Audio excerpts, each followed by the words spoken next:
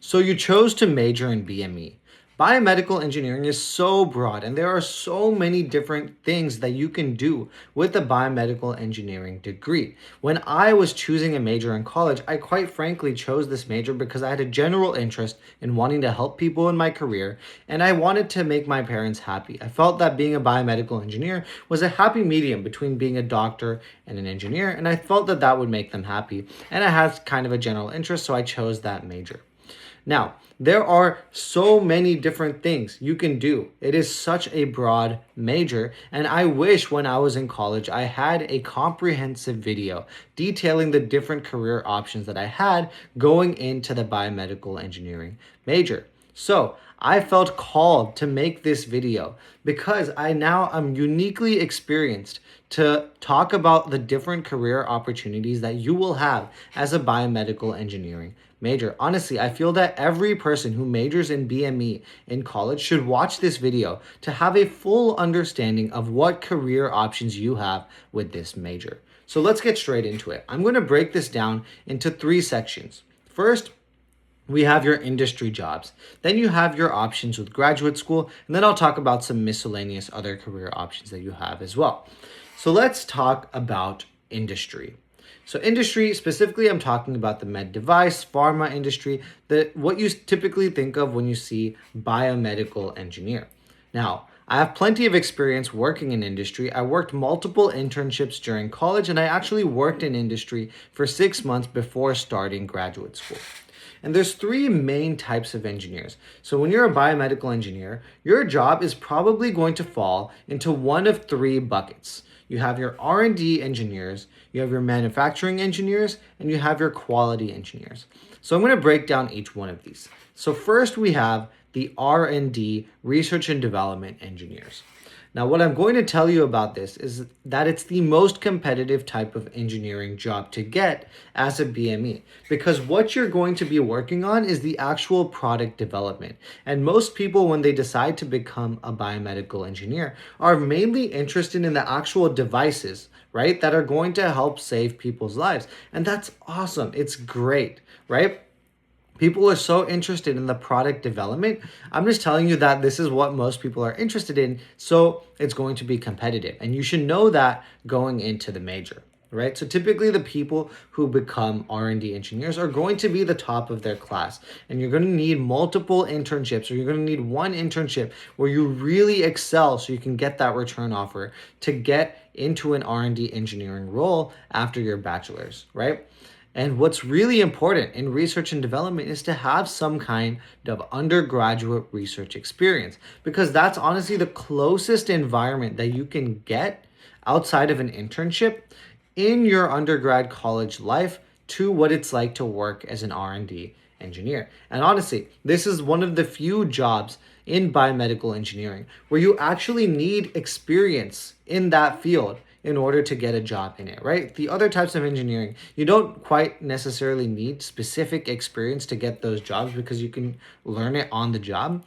R&D is one of those fields where almost everyone I know who's become an R&D engineer has some kind of R&D experience, whether it's via a research internship or they did a lot of undergraduate research in college, right? And another thing I want to say about R&D engineering jobs is oftentimes you will need a graduate degree to climb in this field. So in R&D engineering, as the further you climb up the ladder, you will most likely see more and more people with master's degrees and even PhDs as you go higher up. And now this is a quick aside, but this is true for all of the categories of engineering that I'm talking about. But the progression that you will go in, right? You start off as an engineer one, then you'll have engineer two, then you can get to senior engineer, and then you have two paths, right? You can either go the management route or you can go the technical route. And you can do both as a biomedical engineer. But let's talk about each one. I wasn't planning on talking about this. It's not even in my notes, but I think this is important to understand because this is true for any engineering job. So this definitely applies to biomedical engineering as well. So you have two paths. You have your managerial path. So after senior engineer, what you can actually become is a manager. So you can become like a supervisor, or you can become an engineering manager. And your job now is no longer the technical aspects of engineering. Your job more so is to make sure other people are doing their job. So your job is to kind of oversee and make sure the overall job is getting done. And when you go up that ladder, you can become senior manager, director, and then eventually VP. And on the technical route, you can actually this is an alternate route. If you're a more technically inclined person, what you'll do instead is become a senior engineer, then principal engineer, staff engineer, and then you can become like a technical fellow, or even there's even routes to become like a VP in this sense as well. So that's just something that you should know for climbing the ladder. In R&D engineering specifically, getting back to the outline of this video, you'll see as you get higher in the ranks, more and more people will start to have PhDs, just so you know, right? You can get into this field as an engineer without a PhD, but as you climb the ladder, more and more people will have graduate degrees because that is the nature of research and development. So that's R&D engineering. I hope that was comprehensive. Next, we'll talk about manufacturing engineering. So this actually has many names. So you'll see manufacturing engineer, you'll see process development engineer, you'll see operations engineer, supply chain engineer. All of these jobs essentially fall under the same umbrella of what I'm going to call manufacturing engineers. And I've actually worked as a manufacturing engineer at a pretty big medical device company called Boston Scientific. So this is one of the big players in the BME world. And as opposed to developing the product, the job of a manufacturing engineer is different, right? Your job is not necessarily to make the product that's going to save people's lives. Your job is to help the company produce those products, scale up these products, such that these products reach more people and make the company more money so that they can make more products, right? So your job, my job when I was a manufacturing engineer, was we have our medical device, it's already made. My job is now to reduce the scrap when we're building this thing and increase the output of units that we're making. That's essentially what the job was, right? And what I've noticed actually is that most BME jobs are in this category of manufacturing engineers. And right, this is kind of what you think of when you see biomedical engineering. You're involved in some kind of manufacturing process. You have the stable engineering life. You work 9 to 5. You have the work-life balance. You have the stable pay. It's honestly quite a great life, right? And I quite enjoyed it when I was there, right? What I will say though, you can get this job straight out of your bachelor's degree, and you can climb the ladder with just your bachelor's degree, right? And the same ladder applies to manufacturing as well. And what I've noticed is that what's really important is that instead of getting into research, what really matters in manufacturing engineering is this principle called the Six Sigma Lean Manufacturing Engineering. So these are like almost courses or technical trainings that you can take. Oftentimes people do them while they're working. So this honestly might not even be something that you need to work on until you're actually working in this field. But it's like this training on how to become like more efficient in manufacturing. And there's like certain principles and you can level up in that field. There's like black belt, Six Sigma black belt is like a thing that you can achieve. And you have to climb up the belts, right? There's like green belt, yellow belt, until you get up to black belt. So that's manufacturing engineering. It's a little bit different from R&D. Instead of working on the product itself, you're going to be working on the development of the product, or not necessarily the development, maybe that's the wrong word, the manufacturing, the scaling, the production of the device. So now we've talked about R&D and manufacturing engineers. Now let's talk about quality engineers. So this is the third type of engineer. I actually worked as a quality engineer for quite some time before I started graduate school.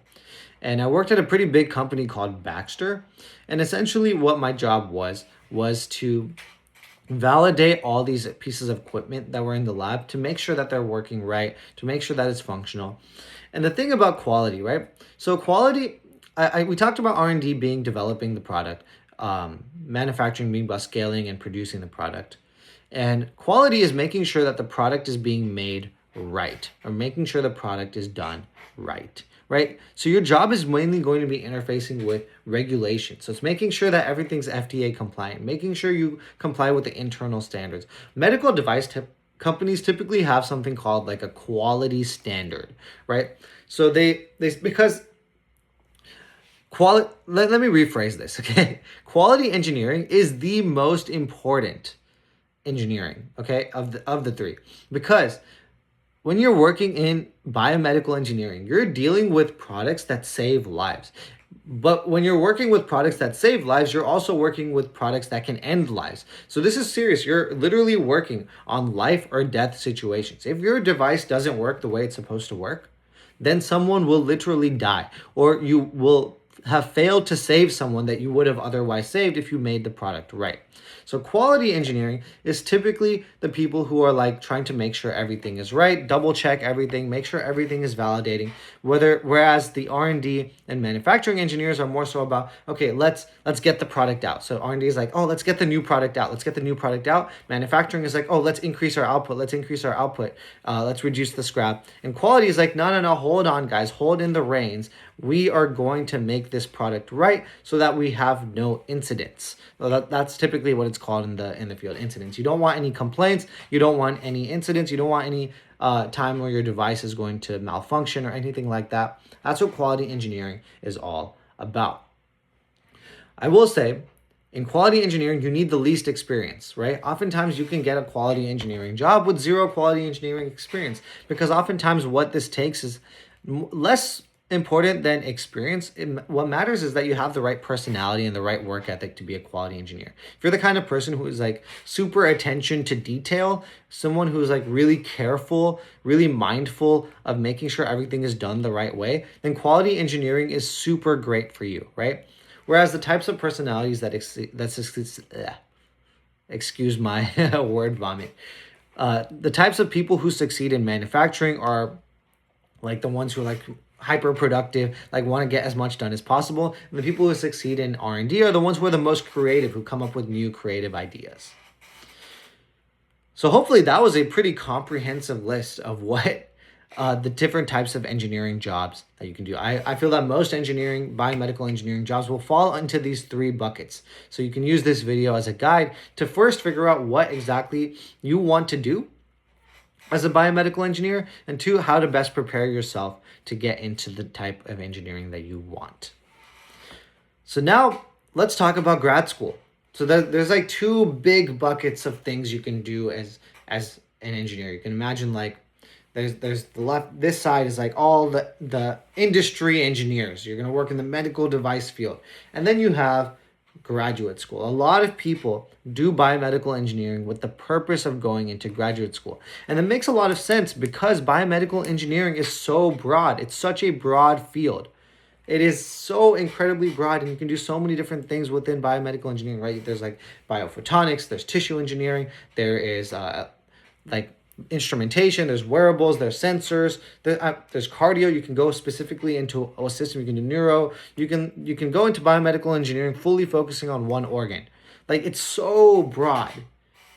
So it makes sense that a lot of people do biomedical engineering to get this broad background about what it is, and then go into graduate school to specialize in the thing that they want to do, right? Because unlike other types of engineering where it's not quite frankly that broad, like mechanical or chemical or electrical engineering, there's a certain set of principles that you need to know and excel in, right? For example, like in chemical engineering, you need to know like mass transfer, heat transfer, thermodynamics, etc. And then you're a chemical engineer. In biomedical engineering, there isn't that set of standards. It's not the same because it's so broad, right? Because if you're going into photonics and you're going into cardiovascular engineering, those are two widely different fields, but they're both biomedical engineering. You can have the same bachelor's degree. You take the same classes. One person can go into biophotonics. One person can go into cardiovascular engineering. How do you actually get the expertise to actually specialize in that? That's where graduate school comes in, right? So there's several different types of graduate school, and I'm going to talk about them all. The first one is the master's, the MS, right? And when I talk about master's, the thing that everyone likes to talk about is the cost. right? Because it is costly. It costs quite a bit of money to do a master's degree. But I do think it can be worth it if you have a plan. So like I was just saying, biomedical engineering is so broad and it's very tough to get a job straight out of a bachelor's degree. Typically, if you just have a bachelor's degree, the types of jobs you're going to get are the ones that require a very broad amount of experience. So you're typically going to get something like a manufacturing or quality engineering job. Those are most of the entry level jobs.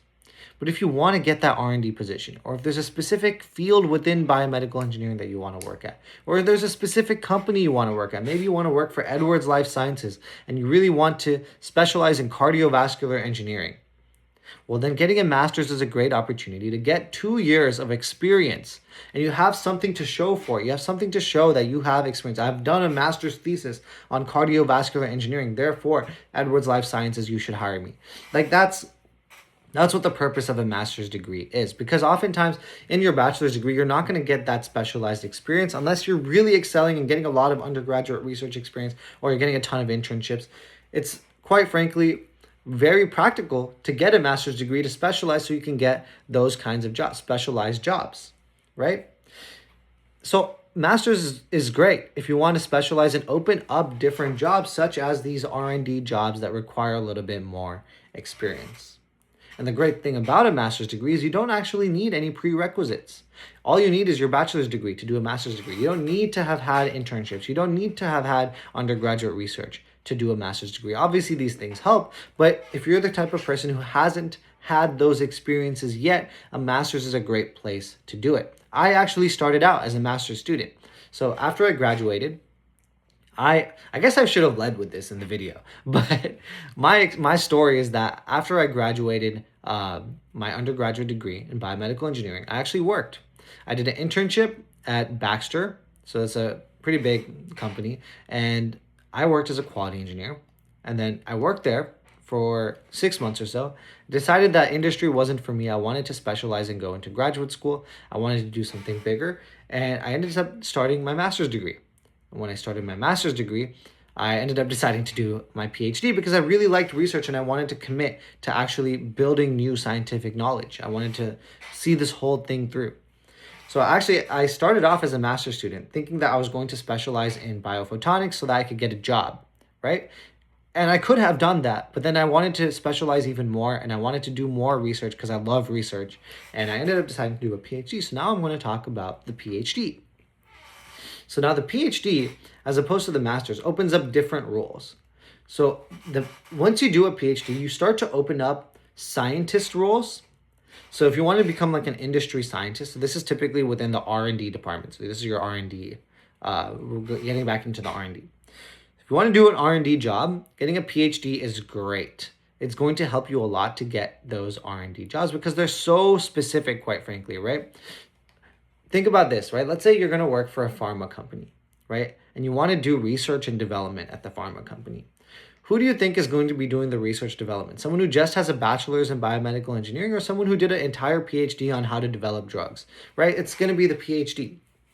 So that's why getting a PhD is so valuable in R&D, in the field of R&D. And the second thing that getting a PhD opens up is academia. So academia is actually, you need a PhD to become a professor. To run your own research lab, you need a PhD. That's just simply like a prerequisite. So getting a PhD opens up those fields. That's honestly what I want to do with my life, to open up my own lab so that I can do my own science and run my own lab, which is super exciting. Now, to get a PhD, you do actually quite often need some experience. That wasn't true like maybe 5 years ago. And what I'm noticing is with the job market being so tough nowadays, getting into a PhD program is getting increasingly competitive. And I've seen so many people around me applying to PhDs, and it's actually getting quite competitive. And now I would almost consider it a prerequisite. If you want to do a PhD, you need to have undergraduate research experience. And that makes sense, right? If PhD is doing research, you should probably get some experience so you know what you're getting into as an undergrad. So getting into undergraduate research is super helpful if you want to do a PhD. And now, what's getting increasingly common for getting into a PhD is actually needing to have some kind of publication. So when you're doing science, right, you actually publish your work in the scientific community.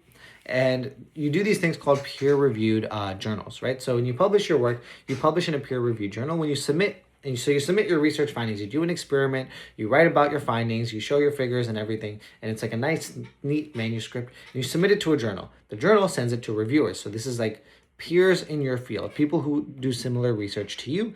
They will send your manuscript to them. They will give you comments, and then you will then have to respond to those comments, and there's this back and forth, and then you submit your finalized manuscript. Hopefully when you address all the reviewers' comments, maybe you have to do more experiments, etc., etc., and then you publish a final peer-reviewed article.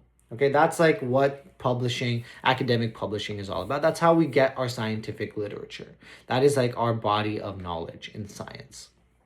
Now, increasingly, to get into a PhD program, you need your name on one of these publications. So typically, how do you do that? I'm probably going to make I definitely have other videos about this topic on my channel.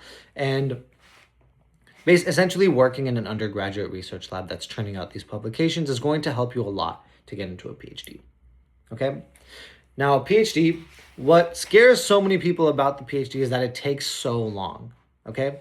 It takes so long, and you're not going to make the same money as you would in industry that you would making a PhD. However, you can make it back after the PhD because the PhD opens up a lot higher paying jobs. However, during the PhD, you're going to be paid a stipend. And the stipend is honestly quite low. It's like 30 to 50K depending on the area that you live in, and at 30, 50K per year, USD. And it's okay. It's great if you're like single living on your own. Like I think this is comfortable for me, but obviously if you have a family, maybe it's not enough, right? So it's a big investment, and you're going to be doing this for like 5+ years. PhDs take quite a bit of time. And what I've noticed is that people who know that they want to do a PhD when they get into it tend to be a lot happier during the PhD and tend to do better during the PhD, as opposed to people who get into a PhD not knowing what to do and then kind of being on the fence about it during the PhD. So what I would recommend for most people is that unless you are 100% during undergrad know that you want to do a PhD, I would actually take some time working in industry for some time where you can get the pay and stuff, and you can get the high pay, you can, work in the industry for a little bit. And if you decide that you want to work in R&D, or you want to get these higher paying jobs, or if you want to go into academia, then decide to do a PhD. And if you have that intention of wanting to do a PhD when you're going in, if you're 100% set on doing a PhD when you're going in, you will do so much better. And when you understand the reality of, okay, I'm not going to be paid that much, it's going to take a few years out of my life, then you're going to have realistic expectations and you're going to do so much better. So just some food for thought about the PhD. So now we talked about masters and PhDs. That's quite frankly a majority of the graduate school types that people do as a biomedical engineer. But I do want to talk about a third one as well, which is medical school. So you can go get a medical degree, so MD, or you can get a DO. They're honestly the same. I'm not the person to talk about the differences between MDs and DOs. I was actually a pre-med in college. So when I was actually entering college, I had this idea that I was going to become a biomedical engineer. I'm going to do pre-med at the same time, and I'm going to become a doctor, and I'm going to make my parents so happy. That was like what I was going to do. But I ended up deciding not to do medical school towards the end. So I actually did the full 4 years of pre-med. And actually, I would say that it really helped me. So while it can be challenging to do BME as a pre-med, because not only will you take the rigorous engineering classes, you will also be taking all the pre-med classes like organic chemistry, all the bio labs, the anatomy, all of those courses as well. But I actually found, although it was challenging, and challenging is not even a bad thing, it's a good thing in my opinion, it actually helped me a lot for the biomedical engineering classes. Knowing the biology and the chemistry and the anatomy and the physiology actually gave me a lot more context for my engineering classes, and I felt like it helped me understand better like what the devices would be used for, right? What things like that. So while it is a little bit more challenging, I actually thought it almost in a weird way made the biomedical engineering classes easier, which is honestly really interesting. And being a biomedical engineer pre-med helps you learn about the devices and the technology that you're going to use as a doctor, which is honestly incredibly important. And being able to think like an engineer is a useful skill in any aspect of life. Being an engineer is great. The ability to break things down and solve problems, like that's just a useful skill in general, whether you're a doctor or literally anything in life. So it's great. And the thing about med school is that med school is very rigorous, okay? And med school is designed such that you're going to learn everything you need to know to be a doctor during med school itself, okay? So, as a pre med, it actually serves you well to learn something other than biology or your typical hard sciences that pre meds typically do, right? Because let's say you majored in biology as a pre med, then you do biology, and then you go into med school, and then you just learn the anatomy, physiology, about all the medical school curriculum. So you're essentially just like reinforcing what you already know in med school and then adding all the med school stuff. Now, let's say you're a pre-med and you did biomedical engineering as an undergrad. You're still going to learn the same med school curriculum in med school, but now you have the background of being a biomedical engineer. So you have a unique perspective compared to all the other people in your class. And that's why I actually think biomedical engineering will actually help you stand out amongst the other pre-meds. And I know med school is getting more and more and more and more competitive. And being a biomedical engineer can be a great way to stand out, especially if you have the interest in medical devices amongst the other pre-meds in your cohort, I guess. So that's my thoughts on med school. Now, there also are a few other types of grad school that you can do. You can go into law school as a biomedical engineer. You can go into dental school as a biomedical engineer. Quite frankly, these are not as common, and I don't know as many people. I don't know that much about it, so I'm not the person to give you advice on it. But in this video, I'm going to cover the big three, right? So the most common is master's, then PhD, then med school as a biomedical engineer. And I would refer you to other places on the internet if you want to go into law school or dental school or any other. I think that's pretty much all the different types of graduate school that you can do as a BME. Maybe an MBA. Maybe people do MBAs if you want to climb up the managerial route in industry. And finally, I'd like to talk about some of the miscellaneous other things that you can do. And honestly, I feel like I'm doing it a disservice by calling it miscellaneous. I was going to talk about startups. Startups are incredibly important. That's one of the greatest things you can do in biomedical engineering, right? We talked so much about working in industry. What about you starting the next big company? What about you starting the next Edwards Life Sciences, the next Boston Scientific, right? Wouldn't that be so insane? And that's something that you can do as a biomedical engineer. And it's something that not a lot of people think about. But like, why not? Why not include this as one of the options? That's why there's going to be an entire section of this video about being a startup founder. And I actually had a little bit of a foray into the startup world, if you will. I had this idea in college of let me give you a little bit of context. I'm a huge sports fan, and in particular, I was like obsessed with football. Okay, and I was always thinking about like how can I use my biomedical engineering field background to like help these athletes who keep getting injured. Okay, and I would see concussions happen all the time on the football field, and this was like a really big deal, right? The NFL invests a lot of money into preventing concussions, right? And you see all your favorite players, they get concussed, and then you see players like Antonio Brown, they start to like get crazy a little bit after a couple concussions.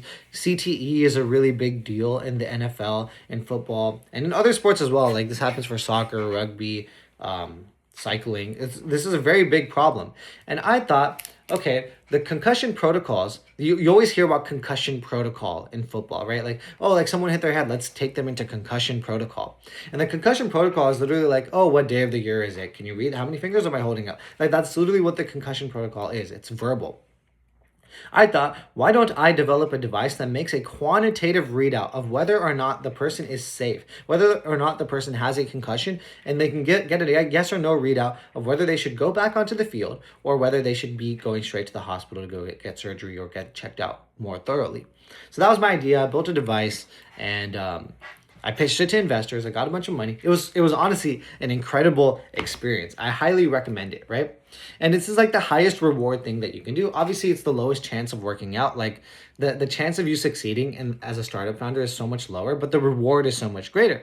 And unlike all of these other jobs that I talked about, you don't actually need any experience to be a startup founder. You don't even need a degree to start a company, right? You really don't. All you need is an incredible idea and the drive to actually execute it. Okay? And it can be incredibly intimidating, but the nice thing about like entrepreneurship in general is that you can do it while you're in school. You can't really work a job. Well, you can work a job. There's like co-ops and you can work like part-time. But you could start a company while you're in school. And that's incredible. And you don't really lose anything by trying to start a company, right? And actually, the way that I got into the startup hemisphere was by doing these things called pitch competitions. So, in my freshman year of college, me and my buddies signed up for this thing called the New Ventures Pitch Competition at my college. Okay. And the idea is that like you pitch a business to like a panel of like business people, and then the best pitch wins like a bunch of money. And then the idea is that you can like use that money to develop the idea further, and then it can become a business. Okay. And I had this idea of like a campus safe. It was like Uber, but instead of like a car picking you up, like a buddy comes and walks with you to the next place. And it was this idea to revolutionize campus safety. And we won first place in this competition as a freshman year. This was like my first quarter of college. And we won this thing. And it was so exciting. And like I got this thrill like, oh my God, like we should actually try to make a company. And I started doing more and more of these pitch competitions, and I started doing them literally every year, every quarter with like a different idea every time, which maybe wasn't the right thing to do, but it was so fun to do this. And in biomedical engineering, you're going to have a lot of class projects, right? You're going to have a lot of project-based classes where you like build like a little mini medical device that's supposed to solve some niche problem, right? And for every single project class that I took, me and my project group would end up doing a pitch competition, and we would like turn this into like a little mini company, and it was so fun. And that's like a great entry point into the startup world, right? Let's say you like try really hard on your class projects and you really come up with something like really unique and incredible. Yeah, pitch it. Go see how it does in the market. See if you can get some funding to actually build the product out. I honestly love it when people do these kinds of things, right? And it's so exciting. You can pitch it to investors. You can get funding. I actually paid for a lot of college with like money that we got from winning these pitch competitions, because a lot of the times you don't actually have to use it to develop the company. Sometimes they just give you prize money and you can just use it to pay your tuition. So yeah, the startup world, the entrepreneurship is a huge part of BME, and I highly recommend you at least try it out or join someone else's idea, right? Just so you get a taste. Not a lot of people get any experience with entrepreneurship as a BME, but I really think it's a very worthwhile experience just to get a taste of what it's like. So those were the three categories. We talked about industry, we talked about grad school, and we talked about the startup world. We talked about entrepreneurship.